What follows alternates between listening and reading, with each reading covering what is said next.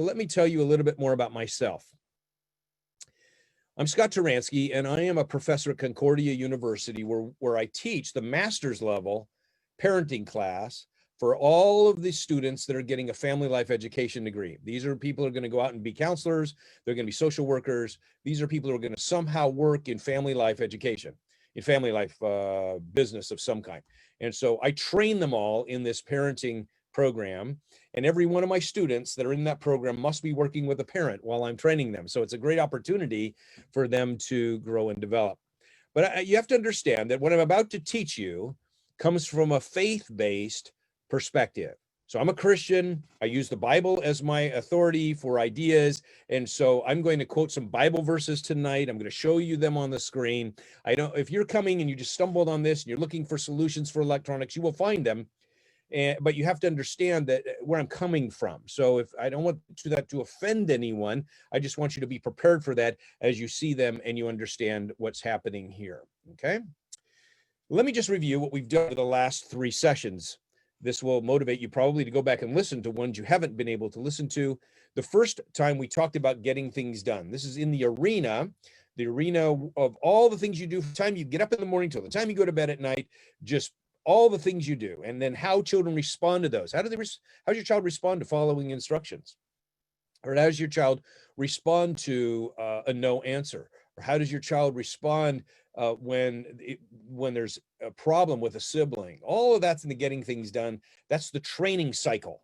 In cycle number 1, we're going like this. We're doing a lot of training. That's where most of your good heart work is produced and done. That was lesson 1. The second lesson we did was all about emotions and when your child's off track. We talked about 3 kinds of emotions. And when you experience them and you're off track, you need to get back on track. This is the correction cycle. It is different.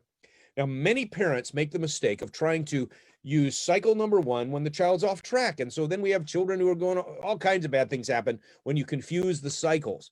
So you can go back and watch cycle number 2 because we have to have a plan for correction in the home in order for things to run smoothly. Training, cycle number 1, off track, cycle number 2.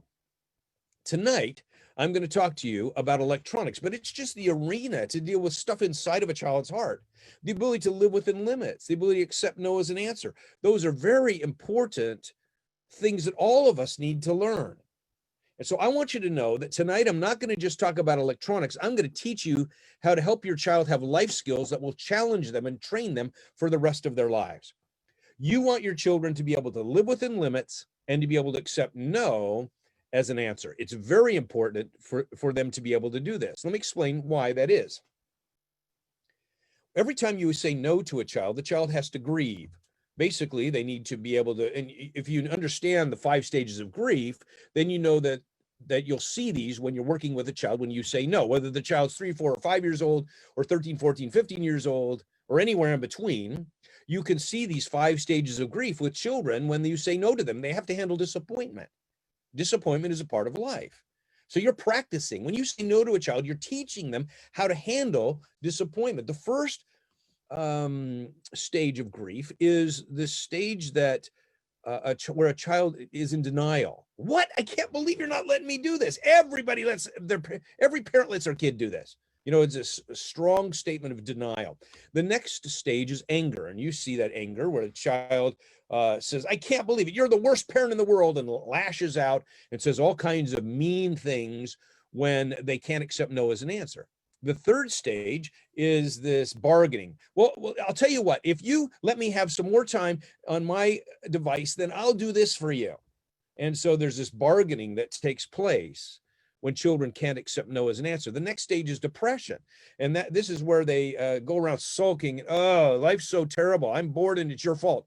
That kind of response as we're trying to work with children. So then the last stage is acceptance. Accepting the realities of life. Accepting no as an answer. Here's why this is so important. Every person in their life needs to live within limits to be able to accept no as an answer and to be able to tell themselves no. If you don't have this down, as you get into adulthood, then you have a hard time staying on a diet. You can't say no to yourself. You have a hard time staying out of debt because you can't say no to yourself.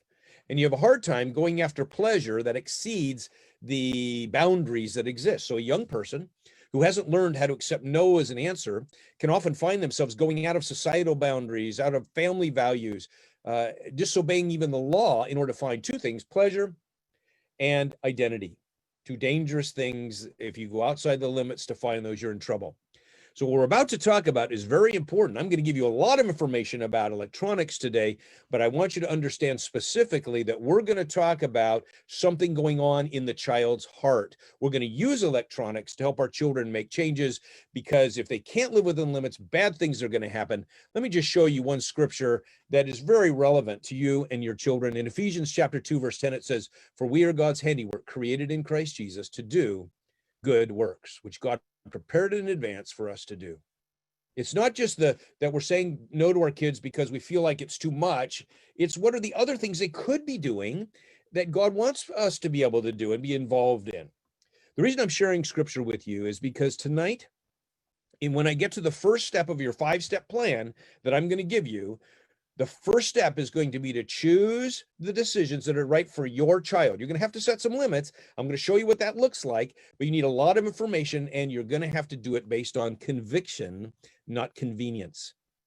Parents who embed their parenting philosophy in the Bible and it comes out of their faith have a greater sense of conviction, because what I'm about to tell you is going to be difficult. If you have a child who is addicted to electronics, for example, you're going to have some real strategic challenges to face. You need to know what to do with those. So I want to help you. Here's what I'm going to teach you tonight in this session. I'm going to teach you how to strengthen your child's character. I'm going to teach you how to improve your parenting skills in general, and we're going to use the arena of managing electronics to increase your toolbox to be more effective in your ability to relate to your child. And I'm going to help you know how to focus your family in the right direction, because electronics is one of those areas that can sidetrack us and prevent us from achieving your family mission. There's a mission that your family has that you could be achieving, serving other people, getting out there and being a light out in a dark world. You can do all kinds of things. And sometimes electronics creates tension in the home that drains the family of energy. I want to show you how to focus your family in the right direction so you'll know what to do. That's where we're headed tonight. I'm glad you've joined with us, and I want to jump right in. And I want to explain to you, first of all, something you already know, and that is that electronics isn't like drugs, okay? In other words, when it comes to drugs, we can say to children, just say no. That can be our motto. We post it in the schools. Just say no, because you can say no to drugs and stay away from them. It's a great solution. Drugs are bad. We don't want our kids involved in them. We just say no.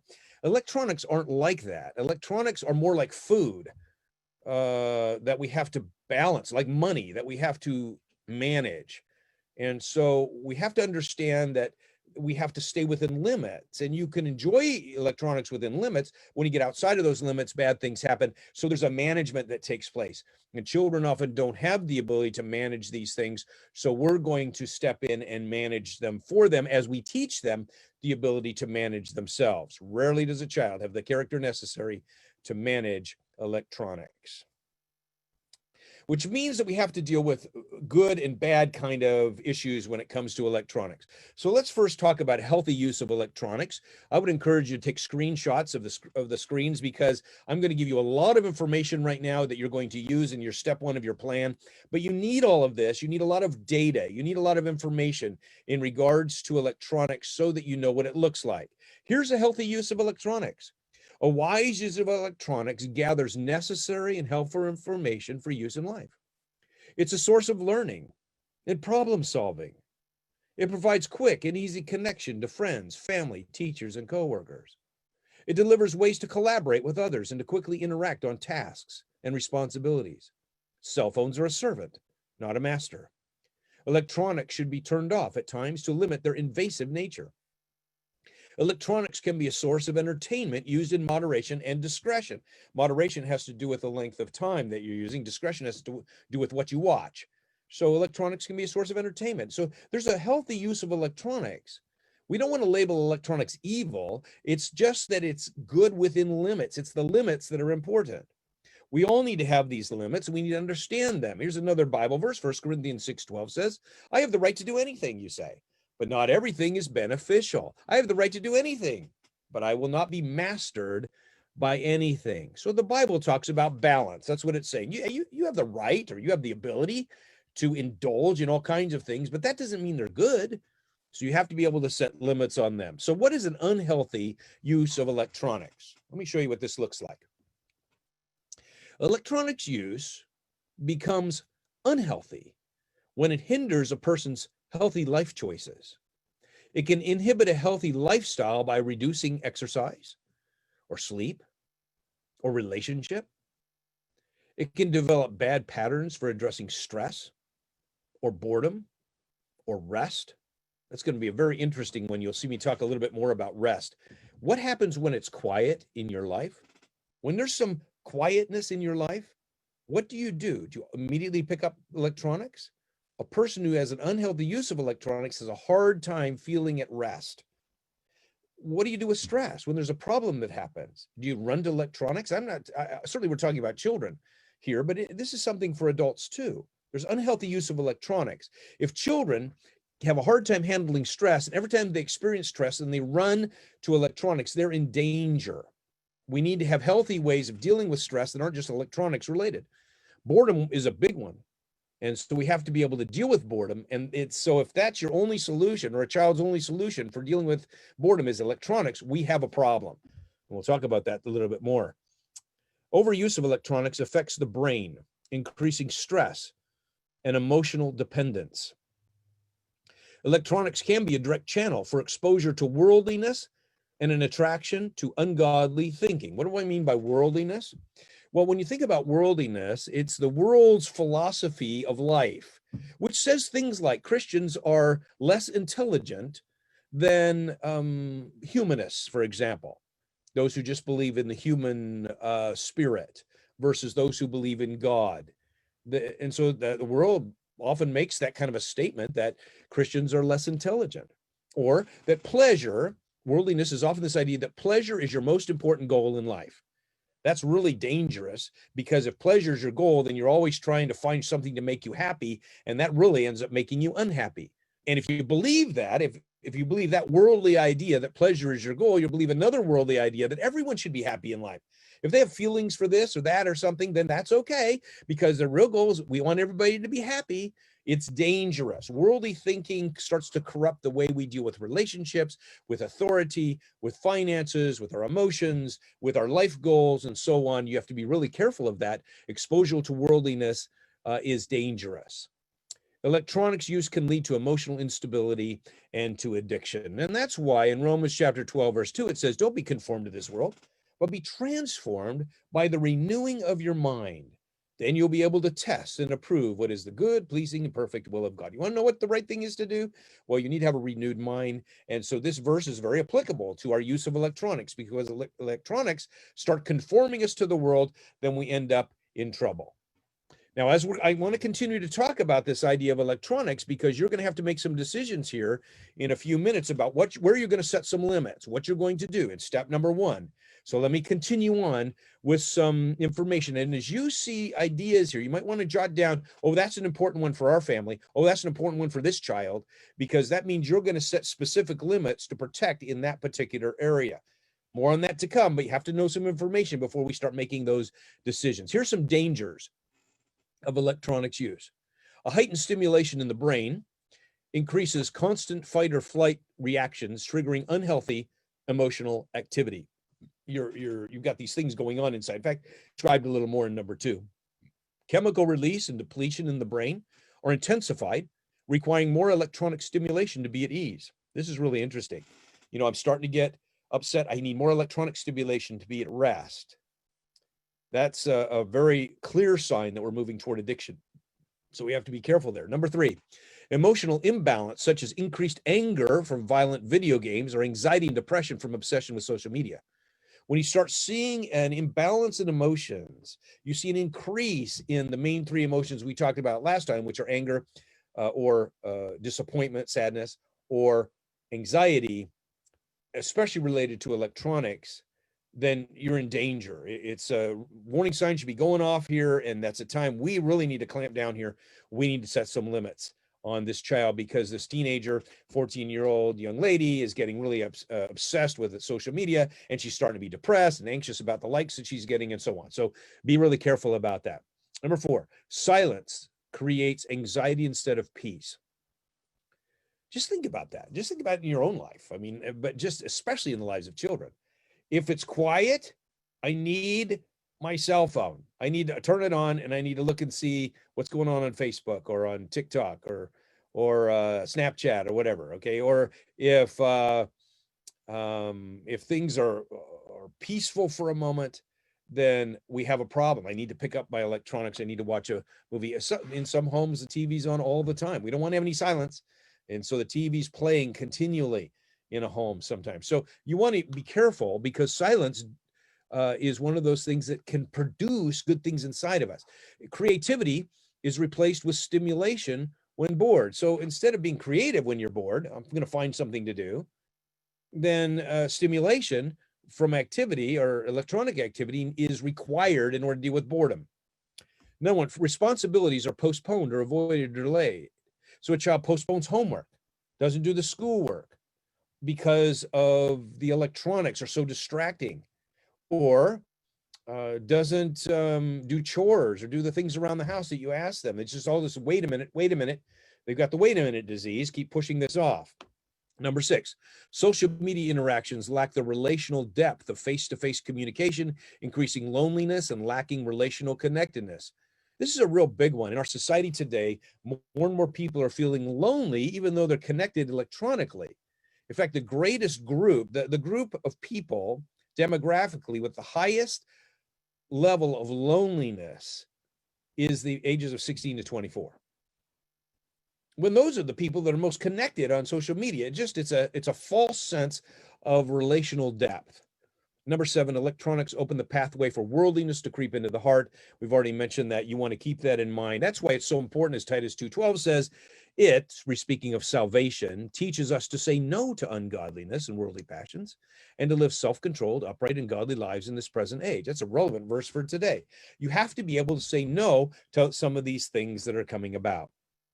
Well, before we get to some solutions, I've got to talk to you a little bit more about the addiction possibilities.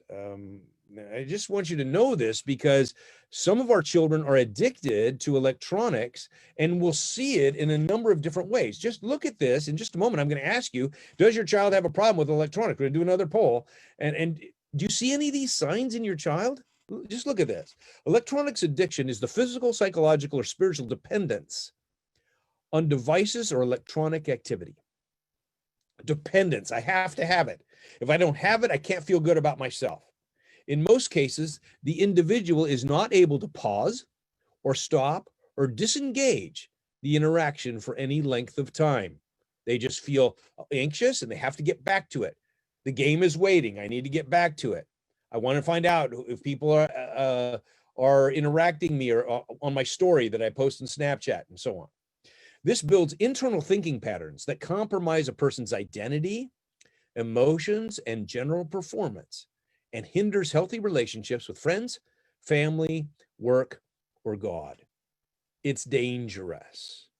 You have to have self-control in order to manage electronics, and very few children have the ability to do that without guidance, and that's why parents need to step in.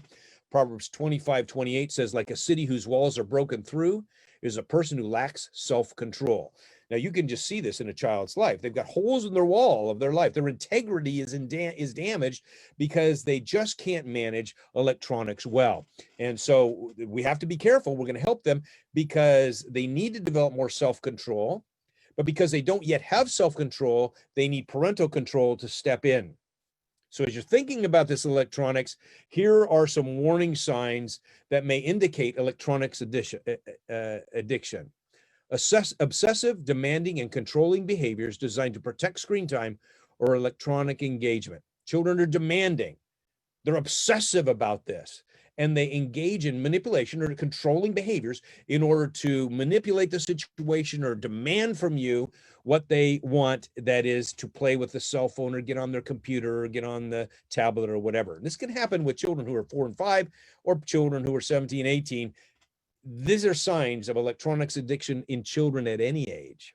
A general negative attitude when interrupted or away from electronic stimulation. So if they're interrupted, how do they handle that? If it's negative, negative, negative, you know that you've got a challenge going on here. A third one is isolating oneself or resisting involvement in family, work, or school. So if a child's resisting that and wants to spend a lot of time alone on electronics, it's just one of those signs of electronics addiction. You got to be watching for that. A general pattern of hostility and anger toward others. If you just have this heightened anger going on, often it's the result of being on social media or being on violent video games or just any kind of video games that drive you continually to the next level. Video games are designed to give you 20-minute sessions where you get some kind of reward that is the next level or tokens or whatever, so you can go on and play another 20 minutes. And these 15 to 20-minute segments are designed to capture a child's attention span to keep them going. And so it never ends. You're always moving to the next level. And that creates inside of a person this frustration and this hostility just in general with people. General anxiety, number 5, or specific worry about friends or popularity or acceptance. So when the anxiety level increases, it's often the result of heightened involvement with electronics. You have to be careful about this. Sadness, despair, discouragement about life. And this can happen because a child's watching a lot of news or getting a lot of input about what's going on in our world, because a lot of it is controlled in a way that produces bad news. Bad news sells, not good news. And so you're getting a lot of negative interaction going on. And that's important to note. And the last one I notice is continually tired, sleep deprived, or maintaining poor sleep habits. Sometimes children have access to electronics through the night. And so they sleep with their cell phones and they're interacting, continuing to play the game into the night or interacting with other friends or whomever in the middle of the night. And so they lose valuable sleep that they could have.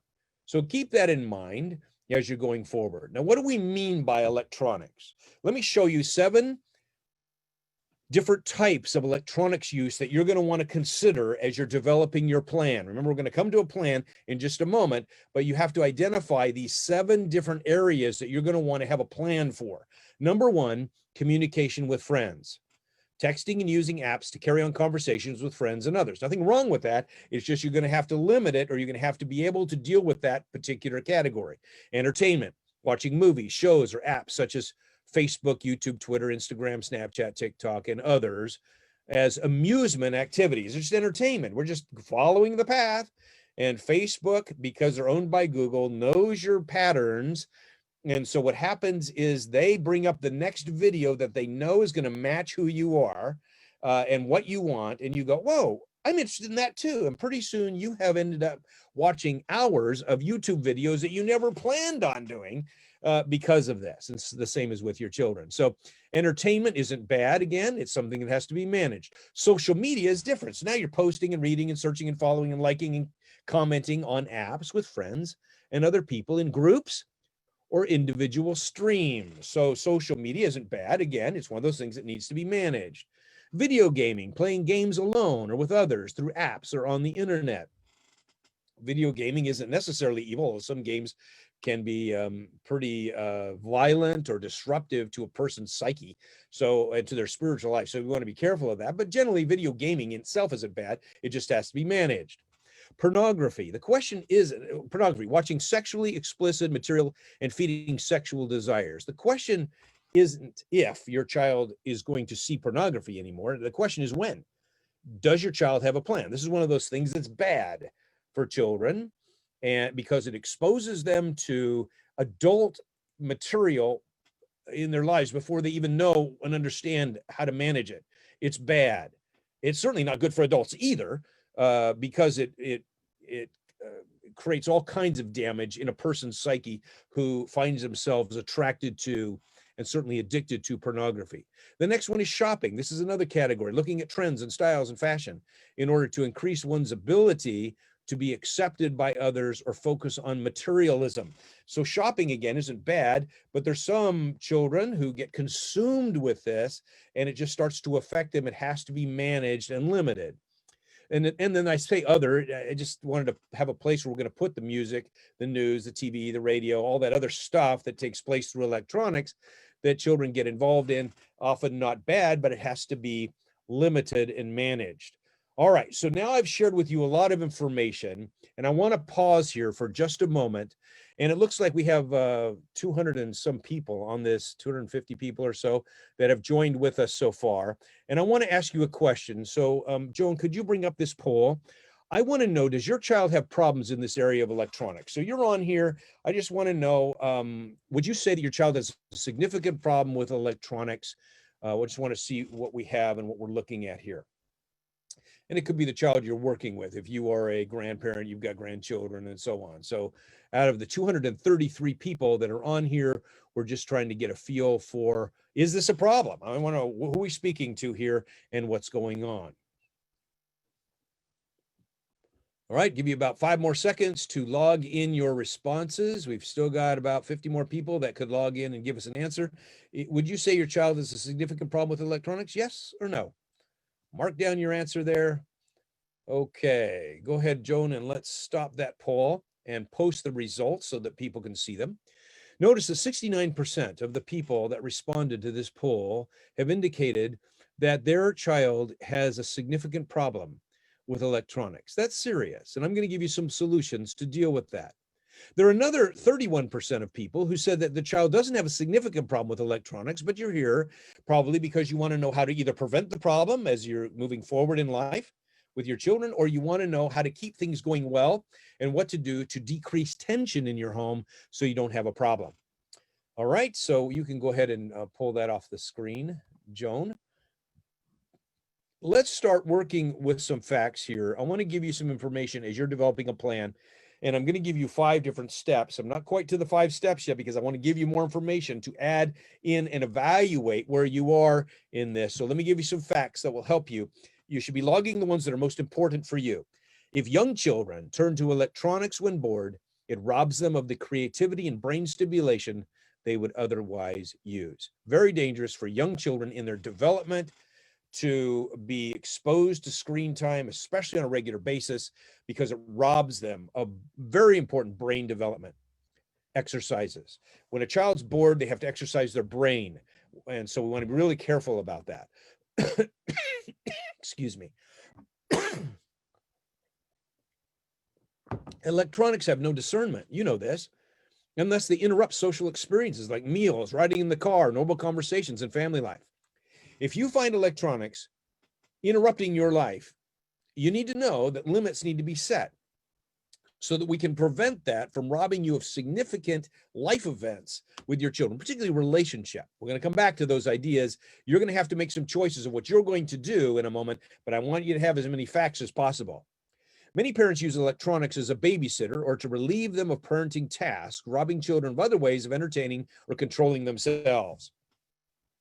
I'm not saying it's wrong always to put your children in front of a screen in order to babysit them while you've got to take a shower or do something else. But what I am saying is this.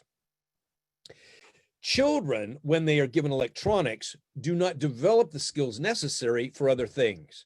So if children are fighting and you want to turn on a movie to stop their fighting, then you're not allowing them the ability to work things out, to learn the skills necessary. Maybe you don't know how to teach them, but the point is they need to learn how to deal with their problems and be able to solve problems, and electronics rob them of that opportunity, or to deal with boredom, or to problem solve, or whatever it might be. Electronics, we have to be careful because they rob children of other things they need. So you might ask me the question, well, what about educational TV?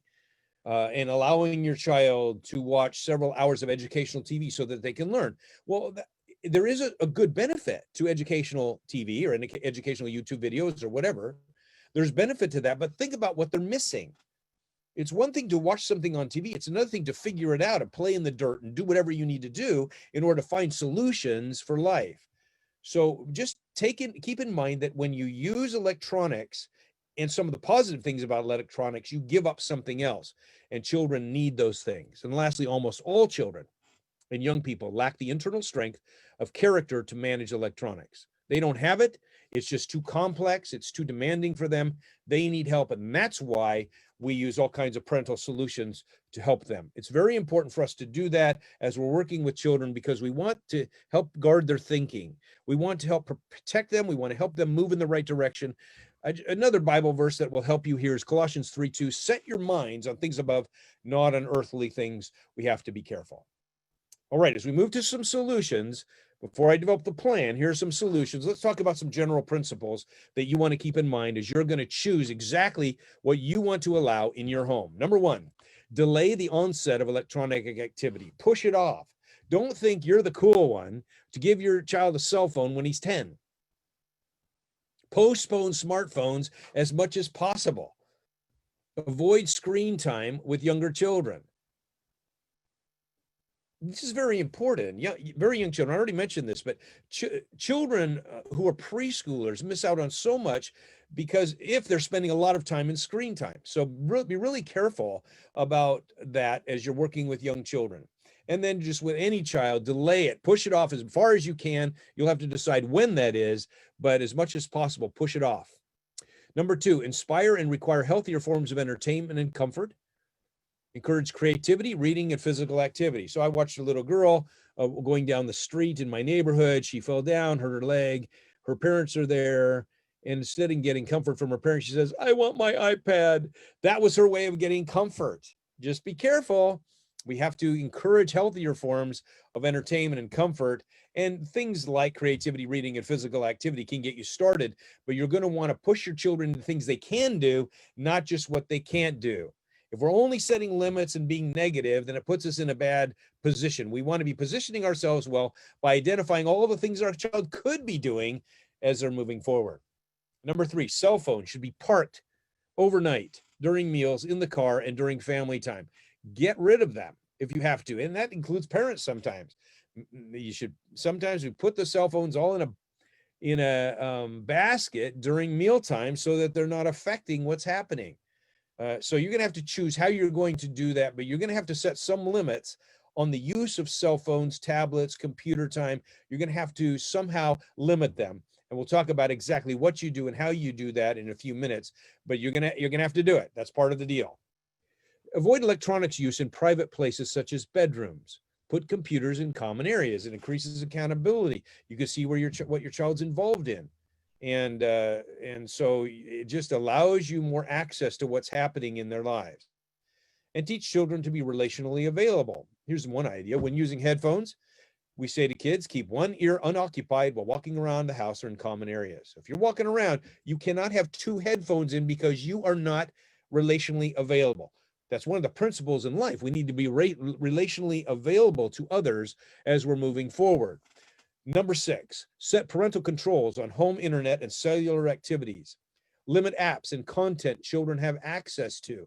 So there's a lot of kind of parental controls that you can use. There's some different apps that you can put on a phone that give you data of what they're doing, so you have access to that. Other times you can control what's going on. You could shut off their cell phone. Look into your carrier's options and the apps that are available to put on your child's cell phone so that you can get some help. Number seven, require accountability. Don't be afraid to check internet history and text and social media interaction. Use apps to monitor time used and the content. The challenge you have to realize is that your child who has a cell phone and your child's trying to do the right thing, but finds herself in a group text that she didn't expect to be in. And now they're using foul language and passing pictures around. What is it that she is to do in those moments? She needs to have a plan of how she's to respond and know how to deal with that. So you're going to want to monitor that. Number eight, continually teach about worldliness and the dangers that are involved, addiction, socially inappropriate conduct. And you also want to teach them about godliness and what that looks like and why it's important to follow the Lord and to stay on the broad path, on the narrow path instead of the broad path. We're helping children understand what that looks like and why obeying God and being careful in all these 8 areas is so, so important. And number 9, plan family activities and alternatives to electronic engagement, including physical activity, games, service opportunities, and face-to-face interactions, because you want to teach your children how to have a normal conversation, how to listen without keep looking down at your cell phone, how to talk, how to ask questions in dialogue. We're going to teach them so many different things. You want to put that into your plan as you're going forward. It's very important because electronics are like another person. You would not invite a evil person into your home, yet many of us do that through social media, through TV. We let these people come into our home and they do some things in our home that are not appropriate. 1 Corinthians 15:13 says, do not be misled. Bad company corrupts good character. So we're trying to focus on character in our children, and we want to do that in some strategic ways. All right, so now what we're going to do is we're going to go into a plan for dealing with electronics. And I've already alluded to the first step of this plan, and I want to give you some examples of what to do. But you're going to have to make some decisions about what choices are best for your family now. And I want to talk to you about this because there's no one formula that determines how much time is appropriate or how early is too early. In general, you want to use this principle that my child can only have as much electronics as their character allows them to have. If they don't have enough character, then they can't have the electronics. So you want to make choices about what's best for your family now. So I was working with one family who decided to limit the electronics of their son to 6 hours of electronics outside of schoolwork. 6 hours. Now you're saying, whoa, that's so big. Well, if you consider that he had 24-hour access to all of his electronics and he's failing at school, he's not getting his sleep that he needs, then 6 hours was what they wanted to start with. Now, they can make changes, and we're going to talk about changing your plan up after a while, but you're going to make decisions now. It's often difficult to go from all of the electronics you have to nothing. That may be helpful, but you have to be able to manage this in a way that is appropriate. So, we want to do this, what's best now? So you want to ask some questions about that. Let me give you some examples. Here's what one family did, said, we had our 12-year-old take a fast from electronics for 1 month. It was painful at first, but our family relationships made a positive change. Now, let me just put a word in here for fasting from electronics. It's a great idea. Not all families can do this. But if you are in a position where you can stop all electronics for a child, for a period of time, you will see amazing changes take place. At first, you might see violence, you might see all kinds of problems take place as the child's adjusting, but invariably you'll see relationships make a positive change in your home. It's just, if you can do that, fine. Not every family can do it, but it's just one idea that you might consider. Every family's different, every child's unique. You have to be able to address that and able to move forward. Number two, another example is this. A family said, in the evenings, our teens must put their cell phones in the kitchen where they can check them occasionally. So in this family, everybody had to park their cell phones in the kitchen. You could go in there for a couple of minutes, check your message, but you couldn't allow them to dominate your evening, which allowed them to do other things in the evening, some of which was family time, some was just creative time. So this was a way, I'm just trying to give you ideas so that you can choose what you want to do in your particular situation. So that's what they did, and this was helpful for them as they're working with their teenagers. Let me give you another example. We allow our 13-year-old computer use for school because it's this electronic age when we have children doing schooling electronically. But then what happened in their situation was the child was saying, first of all, the school's given me this Chromebook. It's mine. I can't, I do not want to give it to you. It's not yours. You can't control this. And so the child was saying, it's mine, first of all. And then the child kept saying, I need it for my schoolwork. I need it for my schoolwork. But the child was spending a lot of time doing non-schoolwork activity, both during school and then when he should be doing his homework. So here's what they said. We allow our 13-year-old computer use for school, but set limits on the hours, forcing him to do his schoolwork during that time. You get 1 hour for your homework, and you get your time during schoolwork to work on schooling, but then it's done. And so that's an example of how they set a limit in their home. You're going to choose some limits to what you're going to do. If you got young children, you might decide we're going to cut this out altogether, or we're not going to use electronics except at certain times. We're going to make some choices here. I talked to a family this week who their plan is, and I hear this a lot, no electronics during the week, but on the weekend, you can have a couple of hours of electronics on Saturday and Sunday, or maybe Friday evening. So they're allowing electronics, but they're doing it in some form of moderation. They're setting some limits.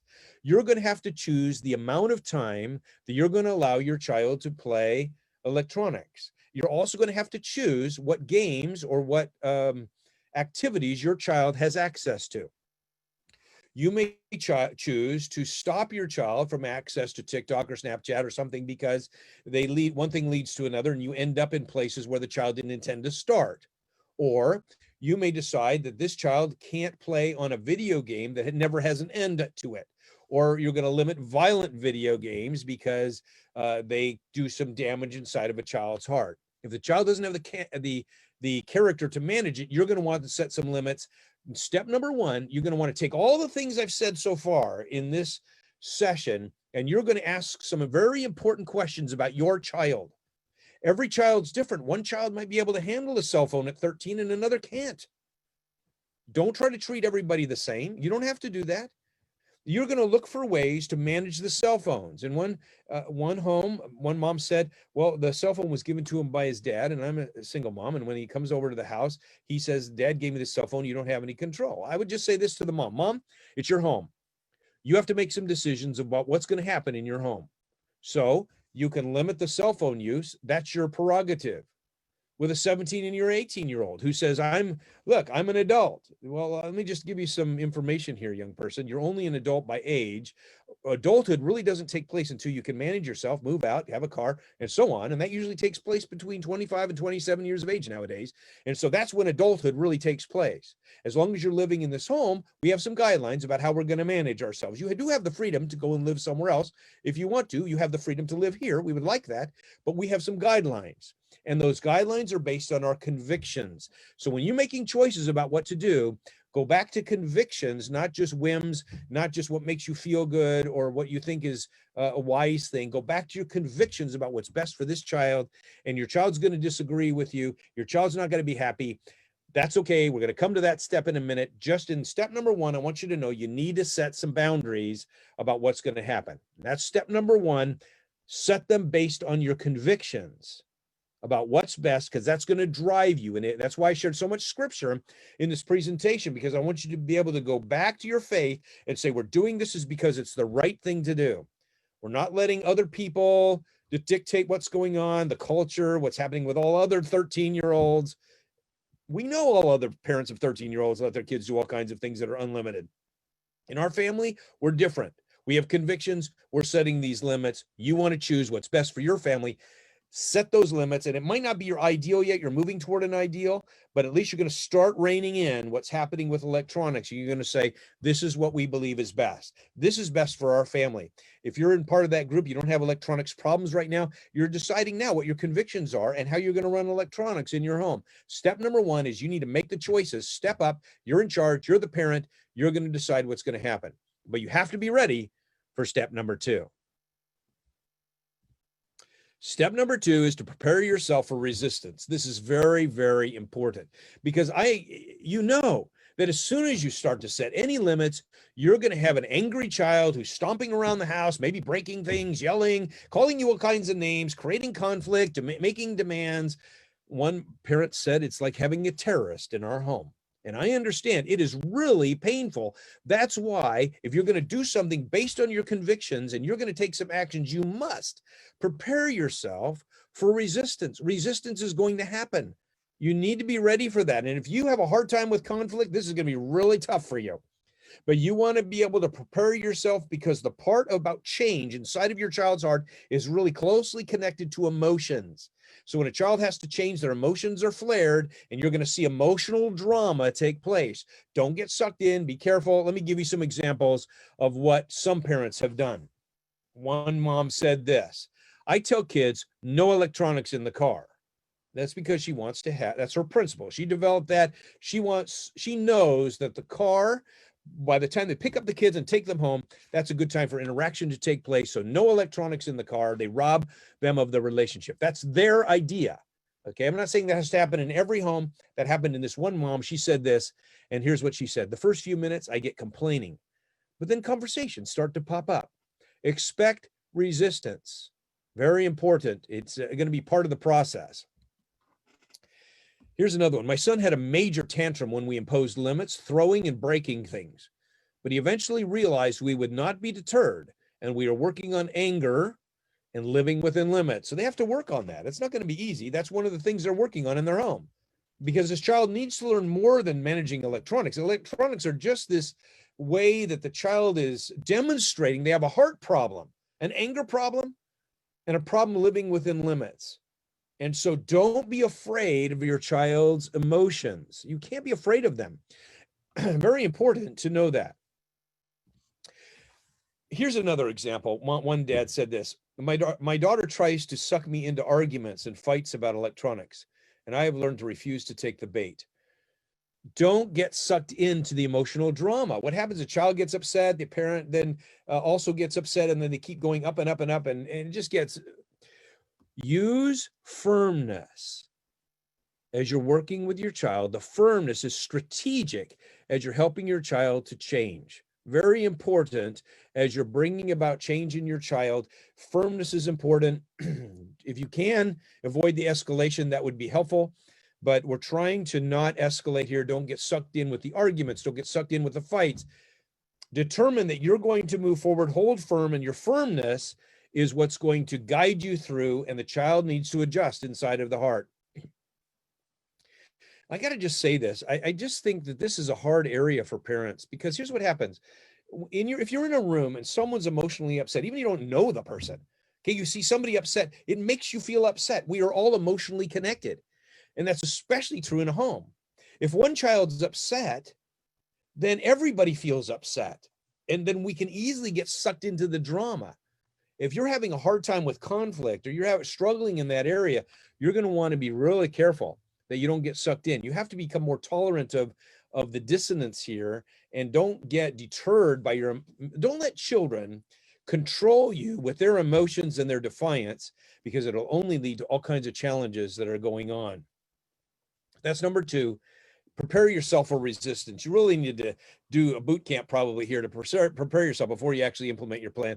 Just know that step number 2 is really important. Then you'll be ready for step number 3. Use electronics as an incentive to build character instead of a reward for behavior. Now, you might not know the difference between an incentive and a reward. This is one of the things we teach in the Biblical Parenting Coaching Program. It's a very significant difference when we're coming to these reward punishment options that we have. In the coaching program, we move away from reward punishment, but we still use consequences and so on as incentives. So let me explain the difference between those. So maybe you'll be able to catch this. A reward is like a prize that you get for doing some behavior. An incentive is a motivation that you have for moving a child in a particular direction. So you want to use this in a way that's helping you to build an incentive that says basically to a child, look, here's what's happening. I'm taking away your tablet until you can show some contribution in this house, or something like that. Let me give some other examples here. In order for you to use electronics, you need to look for ways to contribute to our family, both the people and the house. Do you see what we're saying here? We're not saying you lose the iPad for a week. What we're saying is, I want to give you electronics, but in order to do that, you need to look for ways to contribute to our family. Very important part of the process, both the people in the family and the house. So contribute to the house by doing some chores or whatever, and encourage the people. And so in this way, what these parents are trying to do is help a child become less self-focused, more others-focused, in order to help them make some changes. So they're using electronics as an incentive. It's a great incentive to motivate a child toward a goal. You're moving toward what you want the child to do instead of what the child's doing now. Very important. Here's another example. If you aren't mature enough to treat me kindly with the electronics limits, then you aren't mature enough to be on them. So you might say this to a child, I'm sorry, when I say get off the computer, you need to get off the computer right away. I don't want to be engaged in angry dialogue with you about this. So if you can't get off when the timer goes off, or however you've set this up, when I tell you to get off, then we're not going to allow you to use them. So we're tying this to maturity, because we're moving children in this direction where they can manage relationships and electronics appropriately. So notice how we're using electronics as incentive to move them in a direction toward maturity in this particular example. Here's another example. We are working on diligence and attention to detail in your schoolwork and your chores. Show me you're progressing there, and then we can talk about electronics use. So you may pull back and say, this is what we're working on. And notice those are character qualities, not performance. Not just we don't say to a child, show me you're getting all A's on your report card, or getting everything above a C. Okay, we don't do that. What we're saying to a child is, show me that you're working hard, you're getting diligence. It may be revealed in the grade you get, but diligence is important. Show me you're progressing there, and then we can talk about electronics use. Those are just some examples of how you're using electronics as an incentive, very strategic. And now we're going to go to number 4, which is a specific part of a child's heart that you want to work on. And you can use electronics in a similar way, but you want to teach children to accept no as an answer and live within limits. Mom, I just want to get on the computer one more time. I just want to check and see what my friends are doing. And if you say the answer, son, is no, the next time you can get back on the computer is an hour from now, or maybe you're saying it is tomorrow morning, or whatever. Whatever you say, whatever you decide to do in that moment is important. And your child needs to be able to accept no as an answer. I was listening to one grandma talk to her 4-year-old granddaughter, helping her deal with disappointment. And the grandma says, tell Dr. Turansky what you say when you don't get what you want. And the little 4-year-old say, I'm disappointed, but I'm going to do what you say anyway.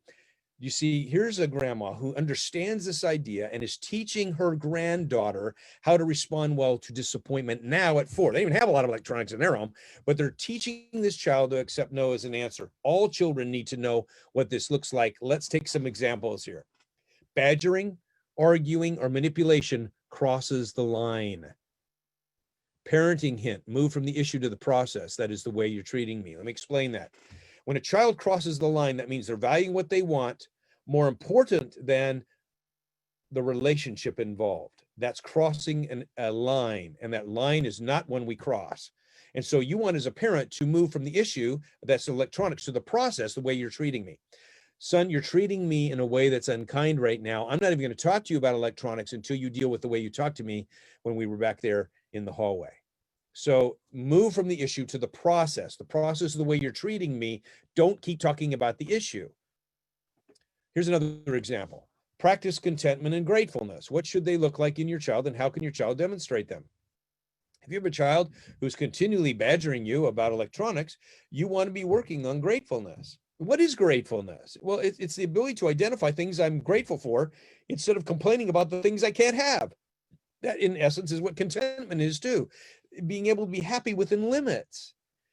If your child's having a trouble with this, you're going to want to encourage more and more practice in this area of gratefulness. Probably your child needs gratefulness training, which means you're going to say to your child, if you want to do this, you're going to say, I would like you to identify on a piece of paper, bring to me 3 things you're grateful for now.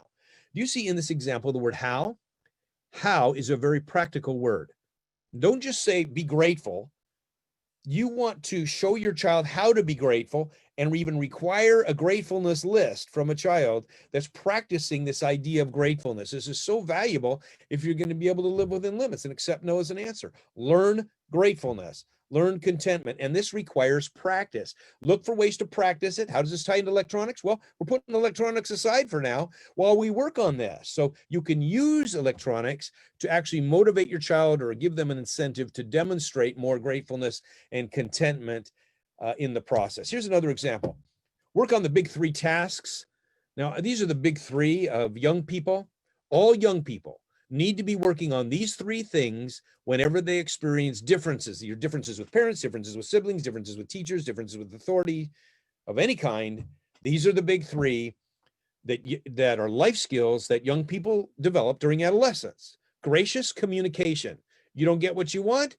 What do? How do you communicate graciously? Number 2, creative problem solving. The way you approach a problem, the way you deal with this is really important. So it's a very good way to deal with this very important life skill that they need. And thirdly is emotional management. Children need to manage their emotions. We don't reward children for tantrums. They need to be able to manage their disappointment. How are they going to be able to recover? One of the signs of an emotionally healthy person is that they can recover from upsetting situations more quickly. So those are the big three. You're going to work on those. Adolescents especially need to be working on those in their lives. So teach children to accept no as an answer and live within limits. And number 5, the 5th part of your plan, readjust your plan as necessary based on your child's needs. Remember, I started this out in the plan by saying this one family started with 6 hours of electronic use.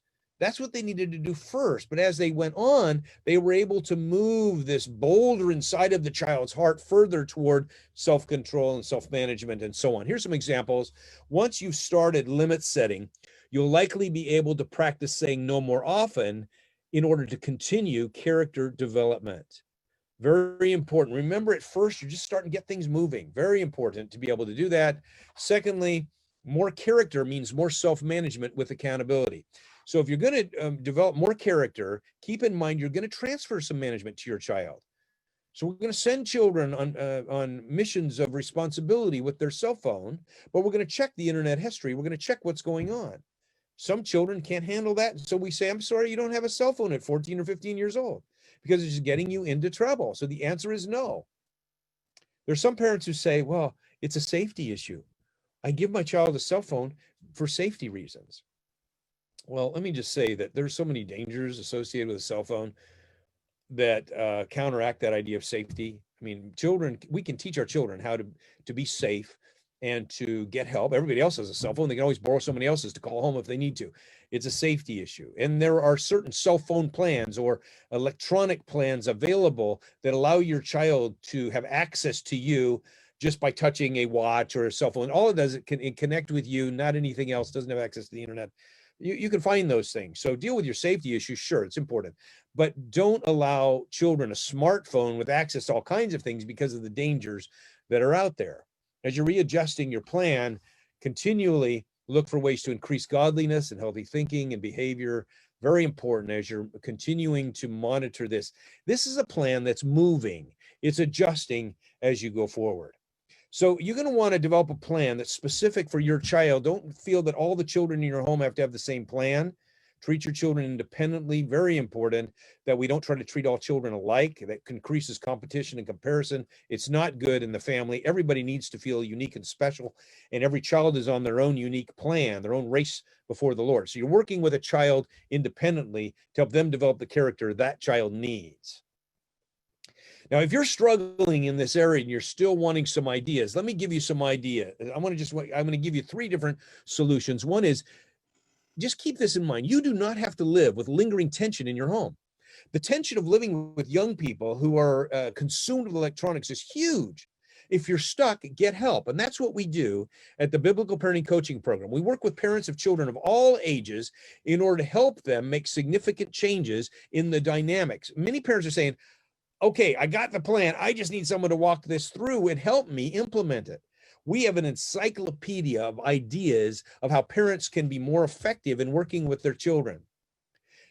When you work with one of our coaches, that doesn't mean you're a bad parent. It just means you're a good parent that needs new ideas. And so we'll come alongside. I've trained over 300 coaches that can work with parents.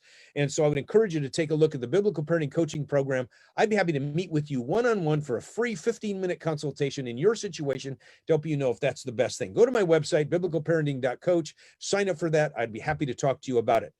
Now, let me take you off-site to other places on the internet where you can get some help. Madeline Mangrum has done an excellent job with her team of people in unpluggedfamily.org. Visit their website, and she is one of these people that is continually looking for ideas to help families deal with electronics. Go to her website, get ideas. She is a strategic resource for you, and you will find all kinds of ideas. She's doing, I think she's got a class that she's offering coming up on working with very young children, preschoolers, on screen time, just to help those parents get a good head start on what's going on. But at any age, you can help, she can help you, and her website can help you. A lot of free stuff there, and you might want to connect to some of her paid resources as well. Madeline Mangrum, great resource there at unpluggedfamily.org. Here's another resource that I really like. Barrett Johnson's done amazing work for families, and there's a quote there from him as well. At Info for Families, go to his website, and he's got some great stuff there on dealing with electronics as well. Those are great sites that you can look at. I want to give you an opportunity to ask me some questions in just a moment. Before I do, let me just remind remind you of the resources that are on our website at biblicalparenting.org. Go to Parenting Power Pack and check out these resources and see which one might be beneficial for you. They all have specific niches and opportunities. And so go there, check it out, and feel free to take advantage of those resources as well. All right, I'm going to stop sharing my screen. I know that people really like the question and answer time. It's a time when people need some specific ideas. So I want you to go ahead, and in order to do this time, what I want to see is we're gonna, let me see, you must be already opening somebody up. Is that correct? Joan, you got somebody ready to go? Okay, go ahead. Open them up. Let's start with our first question. What do we got and who are we talking to? I got a green screen, so you're gonna have to tell me. Let's start, but what is your name, please? Or first name? Oh, it's Lloyd. Lloyd. Okay, Lloyd. Why don't you tell me what's going on in your home and how we can help you? I mean, in many ways, we're doing. It feels like we're doing okay or well with the computers and the internet and stuff. We homeschool, so the kids do. We got 17, 15, 13, 11, and 7, or 10 and 7. The oldest is actually at school. The others are homeschooled, and so they get screened partially for schoolwork in and out of the day. But I guess we give them 15 minutes a day for communicating, playing games, whatever it is on the weekdays, and then they get a half hour a day on the weekends each. So I guess maybe the thing is that's what we've come up with the plan at the moment.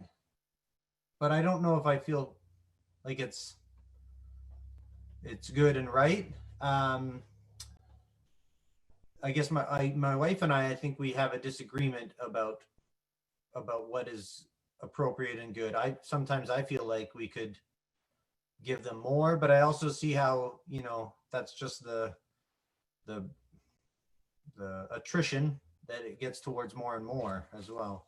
I'm not sure if I'm still on, if you've got me there.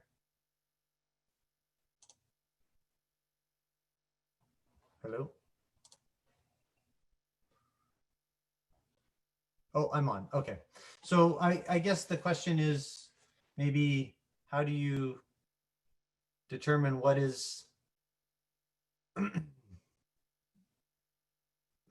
guess, what is right for your family with varying ages and when you have two parents maybe that have different ideas of what is the right amount of time on the internet. Great. Can you pin me too? Yes. Okay. So here's the question I would ask. Would you just repeat to me the ages of your children again? I didn't jot those down. So 17, and she doesn't really have, we haven't really given her specific controls.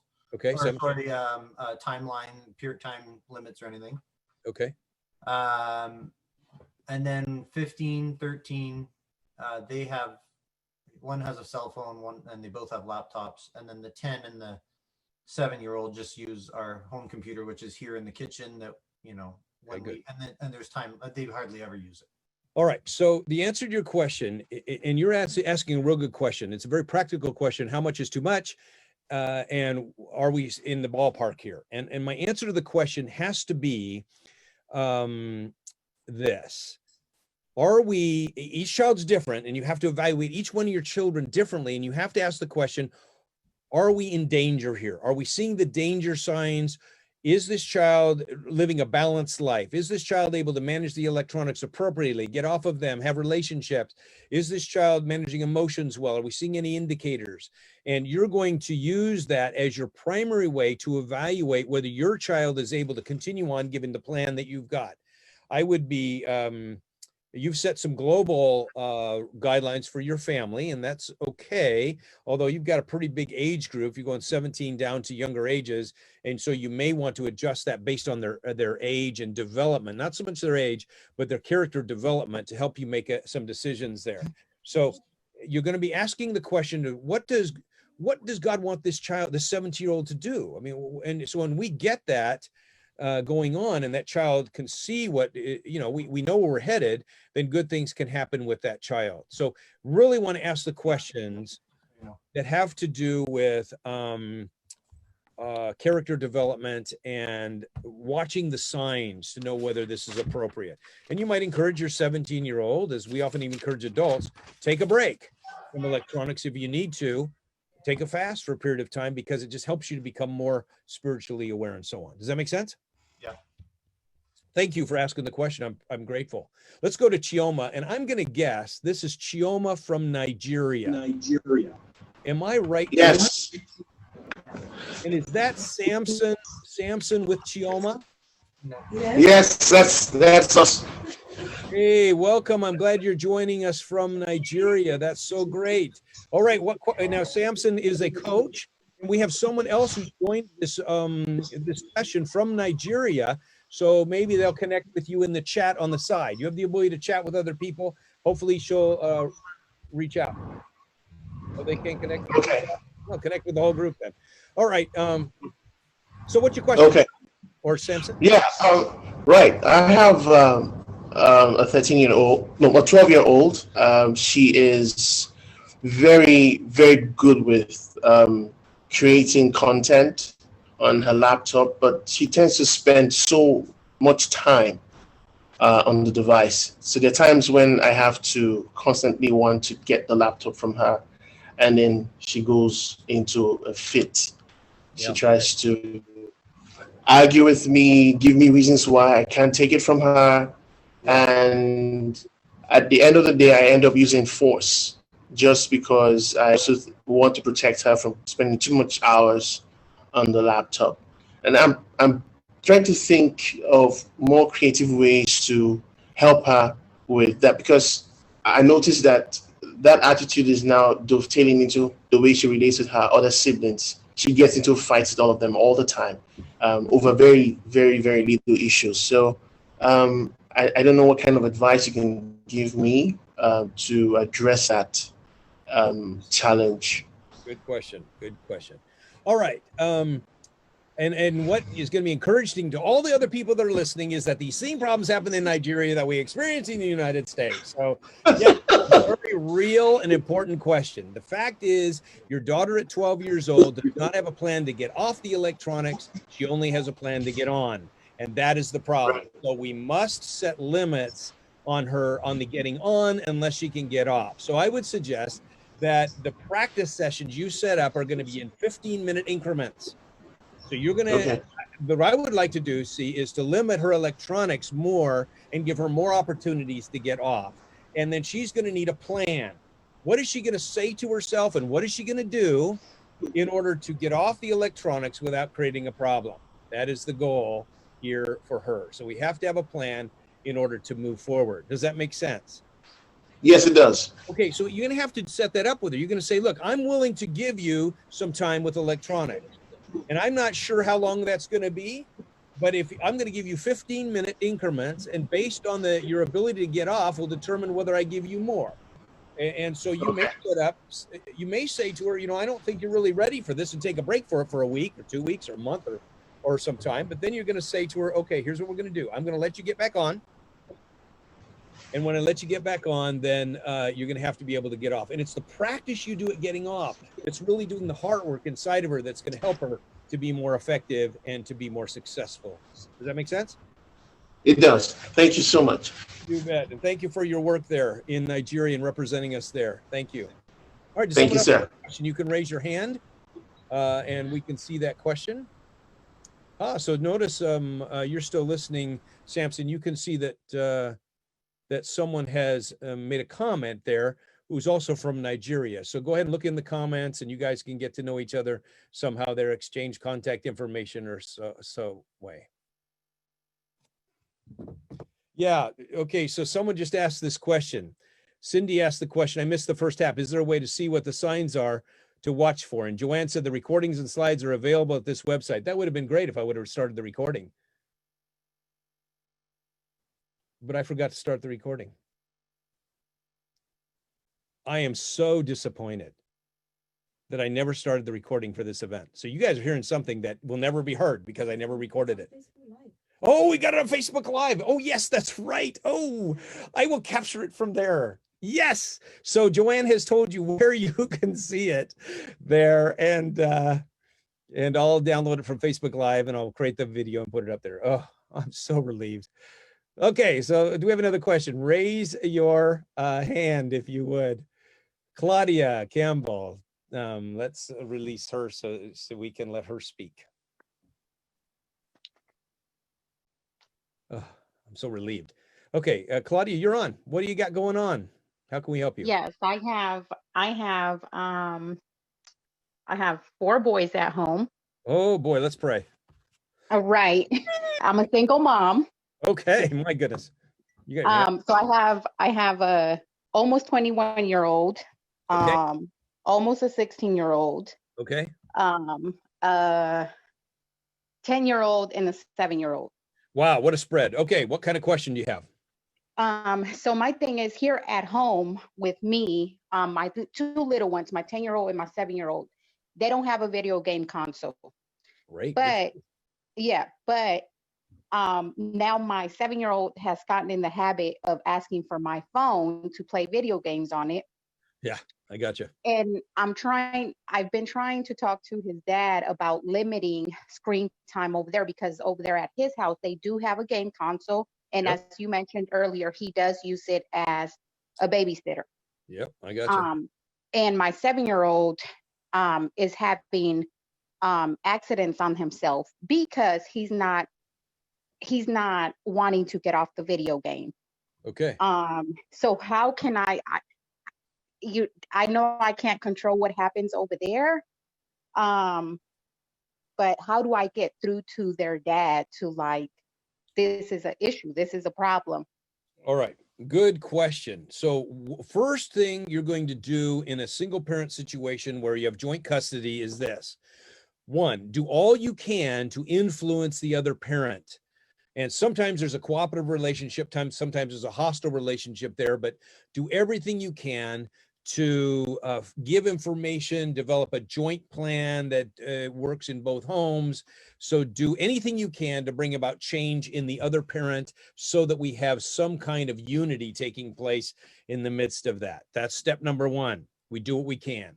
However, in some situations, we aren't able to do anything because the other person is totally unresponsive. What that means is that you're going to have to create a reentry plan in your home, because you're trying to influence this 7-year-old and you're saying, when you come into this home, this is how we operate, because your values and your convictions are being demonstrated in the way you live with this child who's in your home. And you want to take advantage of that opportunity to communicate these values that you have. So you do what you can, but then in your home, this is how we live. And if a child's continually saying, well, at Dad's house, we do it this way, you say, I think maybe you need to go outside and come back in again. Or maybe when you come in the door, you need to stop there for a minute, because when you come into this house, we live on a different plane. We have different guidelines. This is how we live. And I can explain those to you. Now, you're going to have to set some limits on your phone.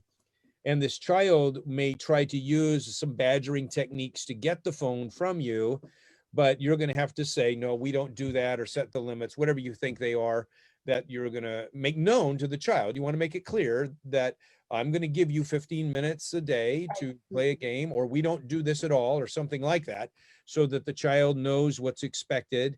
And then you're going to have to draw some lines there. And if the child has a hard time giving it up, you're going to say, okay, if you can't give it up, then the next day you're not going to use it at all. Show me that you can respond well, and then I'll let you have some more video time. Does that make sense?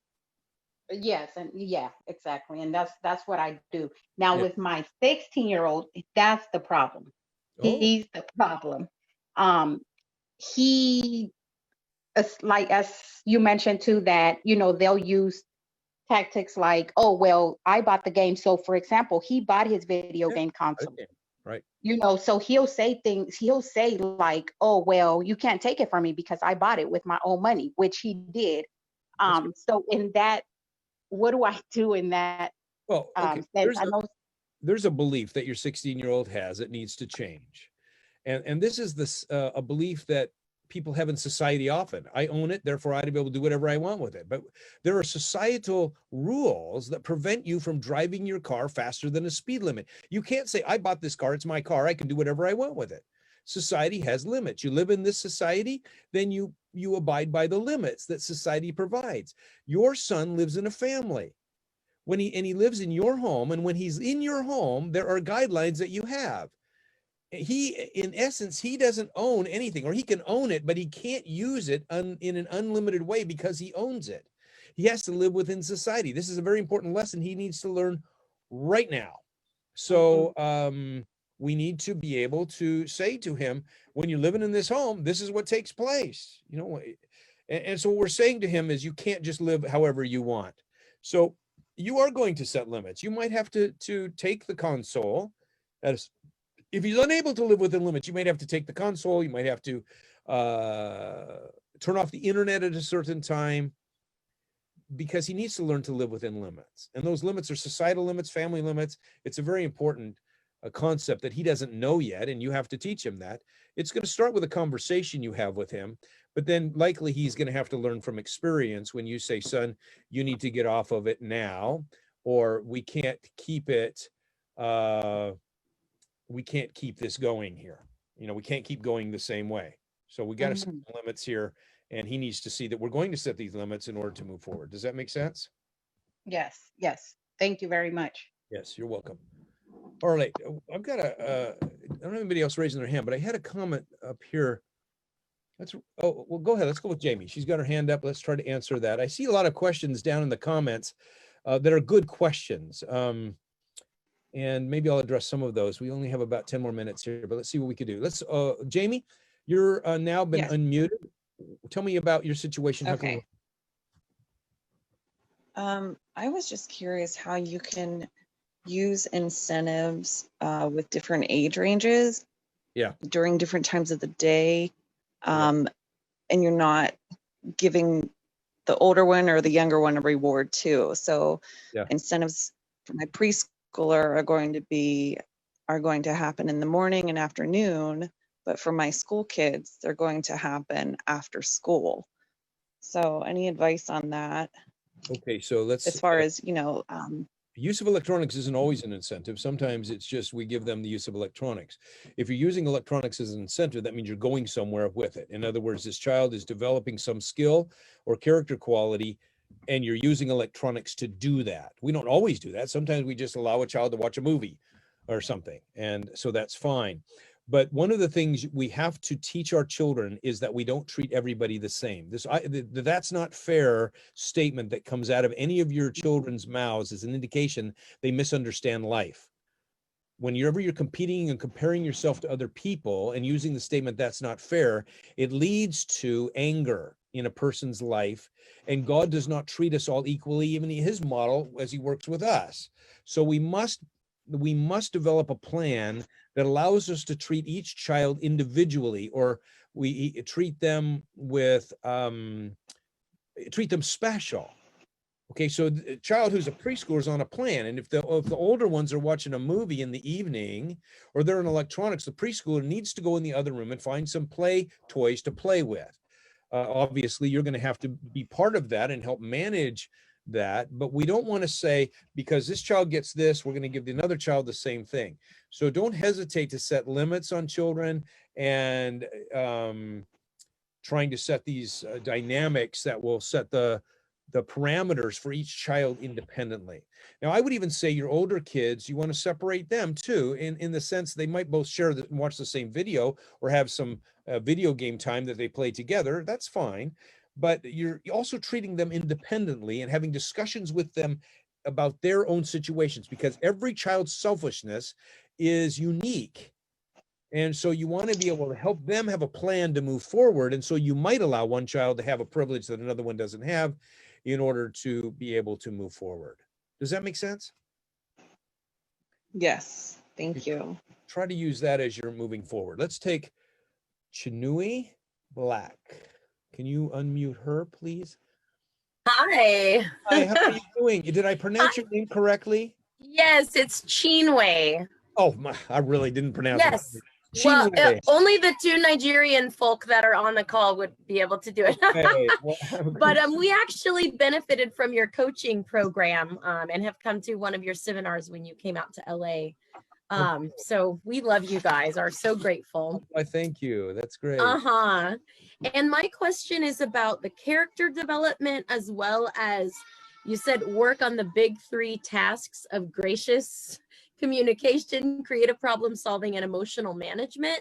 Yes. I love that. It's very succinct, but I wonder practically if there's any thing that you could speak to about how to tie that in with the incentives and working on those things. Great question. Okay, let me explain to you how the coaching program starts with any family. Because what we do is we have you take some assessments at first. We find out what the problems are in the family, but then we do what you're looking for. We say, where do you want to go? That's the question. Where do you want to go in this child's life? Not what you want to stop. I know you're going to tell me about the anger issues and all the defiance and all these things that are going on, but where do you want to go? That's the question. I want to help my child to develop more the ability. Gracious communication is huge for us. Gracious communication. Okay, let's say that you choose gracious communication about where you're going. All right. Now, if we're going to do that, we're going to get there using 7 different tools. It has to be a multifaceted approach, buckets of resources to get there. I'm going to tell you what the 7 tools are so you know them. So jot these down real quick, because these are the 7 tools that we use in the Biblical Parenting Coaching Program. We tailor them specifically to your child. And I don't know which ones of these are going to work. The Bible says the heart is this deep waters, but a man of understanding draws it out.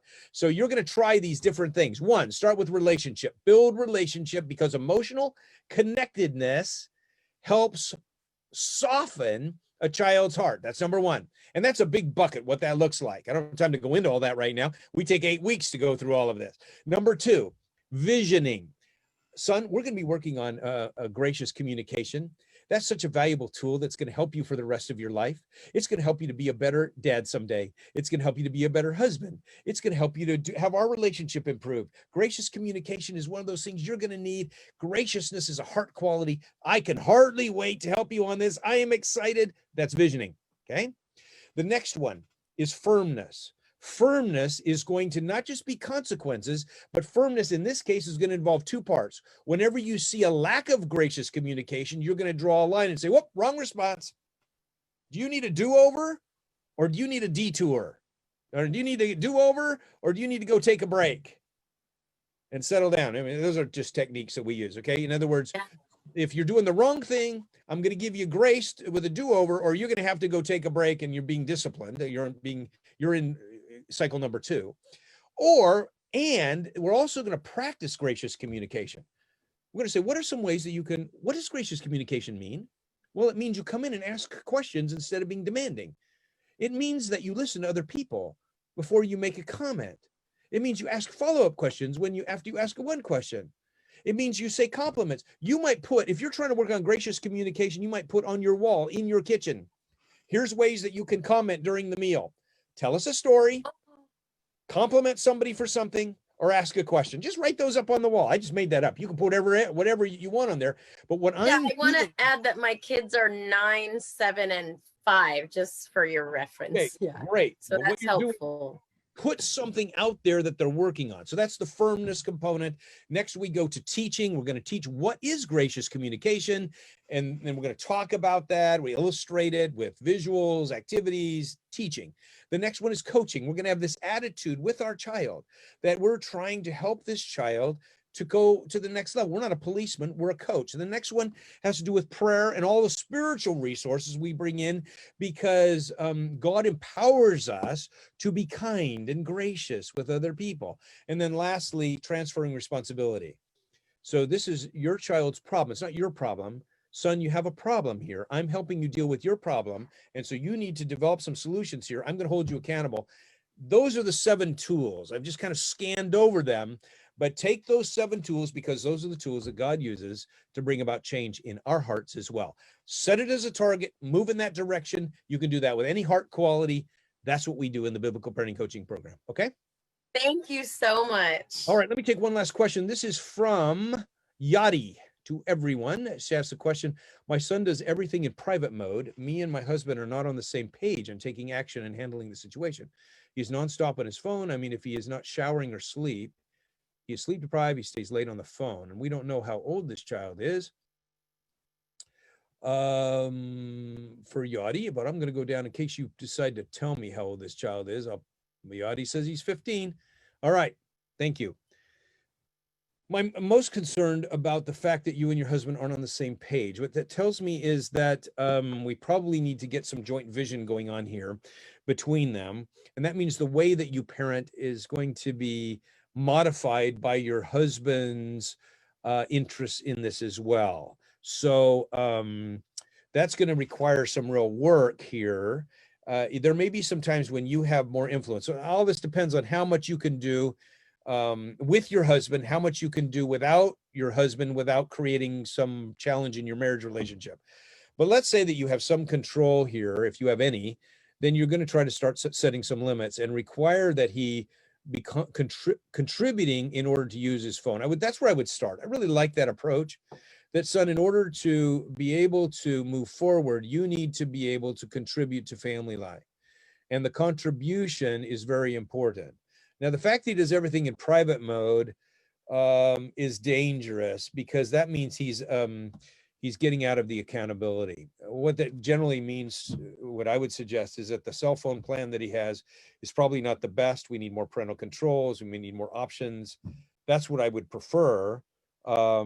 If you cannot enforce that, or your husband's not on board to make that happen, then you're going to have some real challenges here. So you're going to have to start with some real work in working with your husband to try to get some joint work here. This is where sometimes a single parent has an advantage over a couple who's trying to work together, because this is one of those areas where, and sometimes a husband is reacting not because of the particular cell phone principles, it's because of the way it's being handled by mom, or the way he wants to handle it differently, or philosophies of parenting. So yeah, this is hard. Sometimes when I'm working in the biblical parenting coaching program, I'll work with one parent and I'll say, okay, I'll start working with you. And as I work with you, then we're going to have to, we'll do what we can. And then what happens is we start seeing some change take place, and dad or mom says, hey, what are you doing over there? This is working. And then the other parent starts to get on board as we're trying to do this. But we have to be very careful. We can't just go in and damage the marriage relationship for the sake of the child's internet history or whatever. So we have to be careful. So you may have to use a lot more tools that are influential instead of limit setting or controlling. Influential, if you can, to influence this child to guard his heart and to submit to accountability or anything like this would be helpful. Pointing out electronics addiction is helpful for some young people, and they're often ready to set limits. But if your child's sleep deprived and he's staying up late on the phone, it means we got a problem. And so looking for solutions and trying to get some help here would probably be really helpful. And maybe your husband, by getting another person involved, may help to make some solutions evident in that regard. All right, guys, the whole thing has been recorded on Facebook Live. I'll be able to post that where we want to, for which I'm grateful for God's grace and in helping me with my mistake. They're not hit and record. So I'm grateful that you've all joined us with us. Please check out the resources that are available, and don't get stuck with tension in your home. Get help. You do not have to live with problems. You can get solutions. They are available. We are really grateful to have you on. So I'm going to end this for now. This is where I'll cut the recording, but I'm going to stay on for just a little bit later and allow people to interact in the question answers if they would like.